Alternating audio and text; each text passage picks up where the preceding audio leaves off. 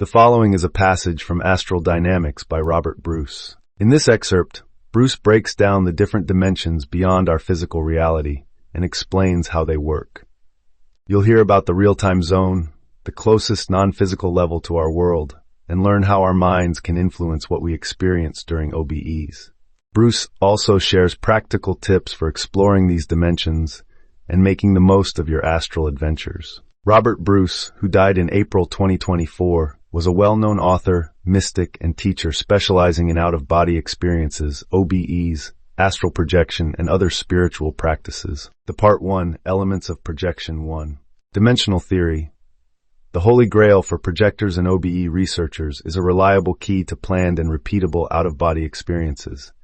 I have spent a significant part of my life on this quest, studying the mechanics and dynamics of OBE from both inside and outside my body. I have come to believe that this elusive key lies only partly in projection technique and natural ability. The real key lies, I believe, in understanding the relationship between OBE and physical body-brain memory storage. To be more precise, it is the downloading of the projected double's delicate shadow memories into more accessible levels of the physical brain than normally occurs during the reintegration of the projected double with its physical counterpart. After an OBE, the only enduring part of the experience is the memory of it. If that memory becomes lost, then there is nothing left to indicate a projection ever occurred. Therein lie both the problem and the solution. First, a little background on the basic structure of the out-of-body environment and of the projectable double. Non-physical dimensions. All non-physical dimensions are levels of existence vibrating, for want of a better word, at a higher frequency than the known physical universe. This makes them invisible and undetectable to the normal five senses and to all scientific means available today.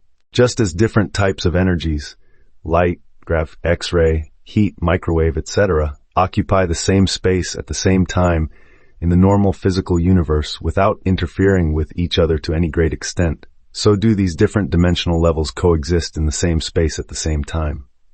Each is of a completely different type, with its own unique properties and spectrum of frequencies. But it is very difficult to give an easily understandable description that imparts the look and feel of non-physical dimensions. The astral planes, for example, are part of an incredibly complex non-physical dimensional level as compared with the relatively predictable and stable physical dimension. Many of the complexities of the astral planes are virtually unknown. The non-physical laws governing this dimension, call these astral physics, are fluid and variable in the extreme.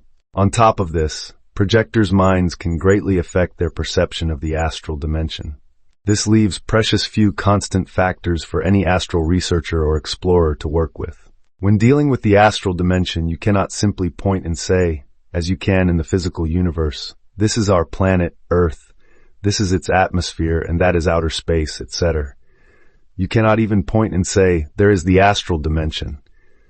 Although the astral dimension permeates the entire physical universe, it is, for the greater part, non-spatial. Doorways to the astral exist everywhere and nowhere, both inside and outside the human mind. That being said, please bear with me as I dissect and expound on the nature, mechanics, and dynamics of OBE and non-physical dimensions. This will provide a workable understanding of the relationships and conflicts between the physical and non-physical aspects of our vast multidimensional universe.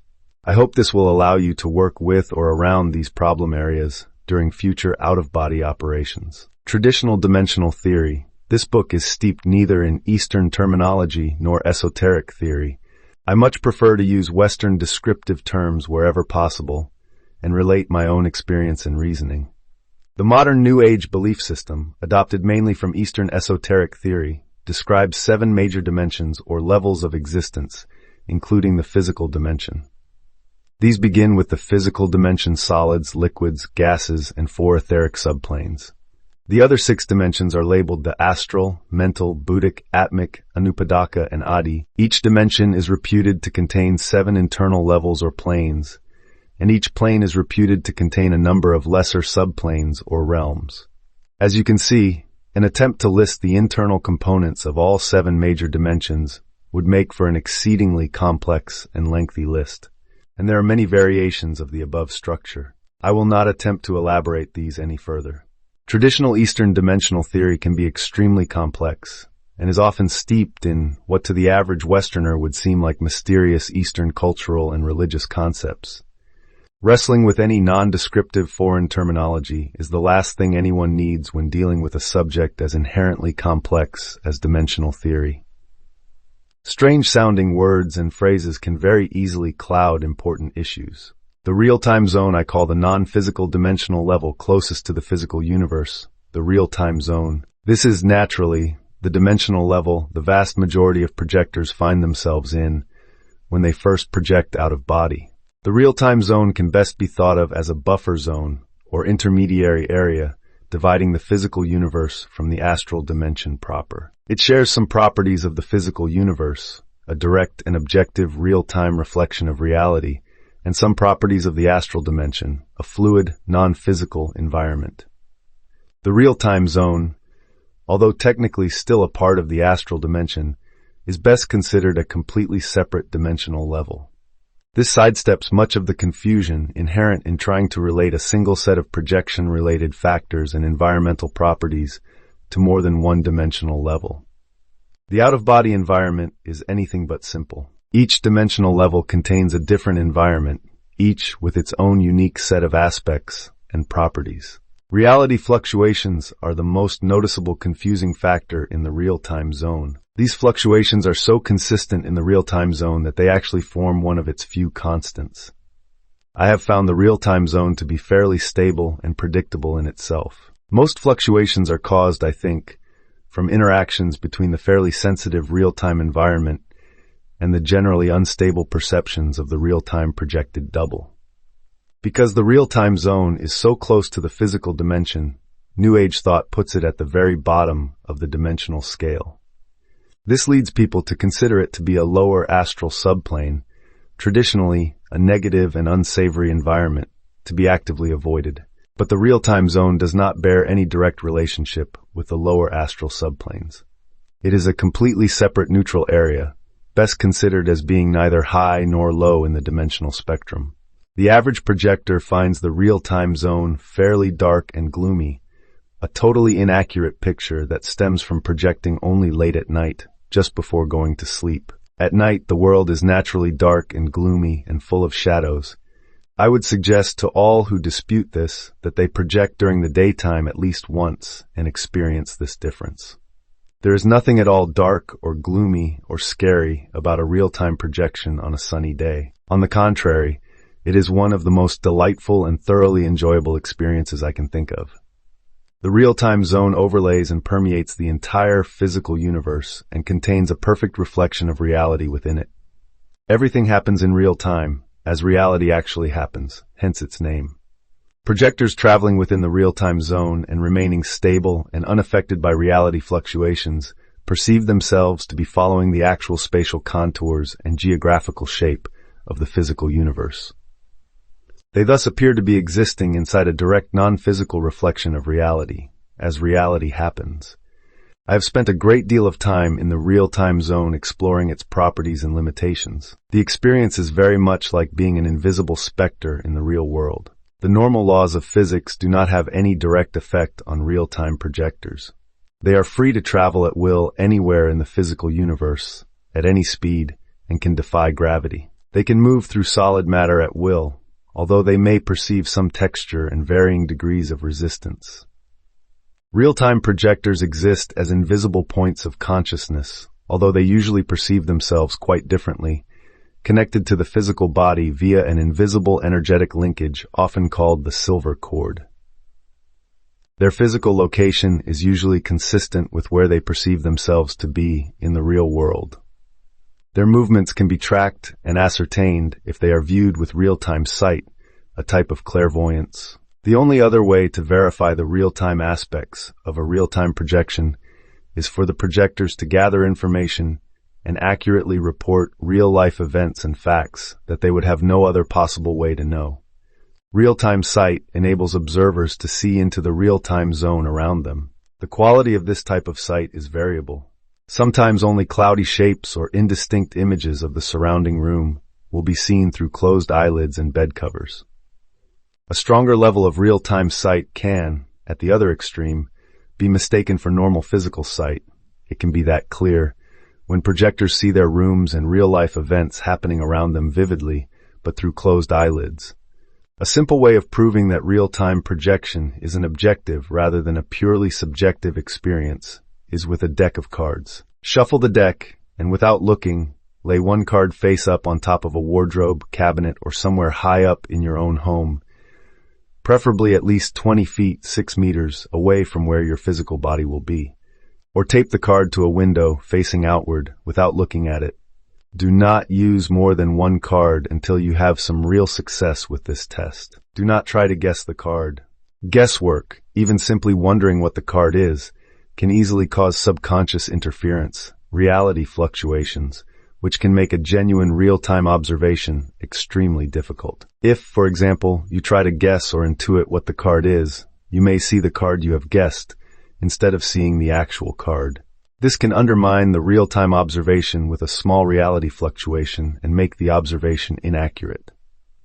At the very start of the projection, immediately move to where the card is and look at it. Glance at it only briefly and remember it. When you are sure you can remember the card, re-enter your body, write down the card you saw, and then go check. To give this test a fair go, keep it very short and do not try to do anything more during the projection. When you approach your physical body to re-enter it, hold the memory of this card firmly in mind and, quite literally, shout it out loud as you are re-entering, e.g., the Queen of Hearts. The Queen of Hearts. This will maximize your chances of remembering not only the projection, but also the face of the card you saw during the test. Please follow this procedure to the letter, or you may lose the memory not only of the card, but of the entire projection. The normal abilities of the projected double often manifest spontaneously before an actual projection. These abilities have many levels, but their most basic quality enables a physical observer to see and hear into the real-time zone around them. I usually develop fairly strong real-time sight and hearing during meditation. Most people develop some level of real-time sight and hearing just before or during projection, just before they exit their physical body. This results in the commonly reported experience of projectors seeing details of the room around them through closed eyelids and of hearing strange noises and/or voices around them during the separation phase of an OBE. As an example of a real-time projection experience, I think of my nephew Matt's 2-week visit back in 1991. During this time, apart from many other activities, I coached Matt on projection. A few days before he was due to leave, while meditating late at night, I clearly saw Matt's projected real-time double float through the wall and come into the room I was sitting in. He waved cheerfully at me, and I slowly waved back at him, without breaking my entranced state. No mean feat in itself. Immensely pleased that Matt had finally managed to get out of his body. Matt floated about the room, seemingly having some difficulty with movement and directional control, but apparently thoroughly enjoying himself. He soon floated out of my sight, and that was the last I saw of him that night. The next morning, Matt was very excited about his first conscious exit projection. He vividly remembered using my technique and feeling heavy vibrations, then leaving his body, moving through the wall and seeing me and us waving at each other. He lost track of the experience shortly after he floated back through the wall. Note, a few seconds after Matt moved out of my sight, I heard a distinct groan and movement coming from the direction of his bedroom. Matt appears to have briefly awakened at that time and thus ended his first conscious exit projection. The short duration of his projection, following my advice on keeping it short, appears to have been a key factor here, allowing the easy recall of the experience after the event. The astral dimension. The astral dimension is the next closest of the unseen dimensions to the physical universe. The astral flows from the real-time zone, but is best thought of as being completely separate from it. It is divided into 7 major levels or planes, each containing many subplanes and internal realms. The astral dimension spans the universe, but for all intents and purposes is totally non-spatial. The astral dimension does not overlay the physical universe as precisely as the real-time zone does, especially at its higher levels, but it occupies the same space, nevertheless. My reasoning here is that the astral is dimensionally further removed than is the real-time zone, and thus does not bear such a direct geographical relationship with the physical universe. Certainly the movements of an astral projector in relation to the physical dimension cannot be ascertained by astral or clairvoyant sight in the same way as can be done with a real-time projector. Astral sight is the ability to see into the astral dimension proper. This is spontaneously experienced more often by those with some level of clairvoyant ability, active or dormant, than by those without it.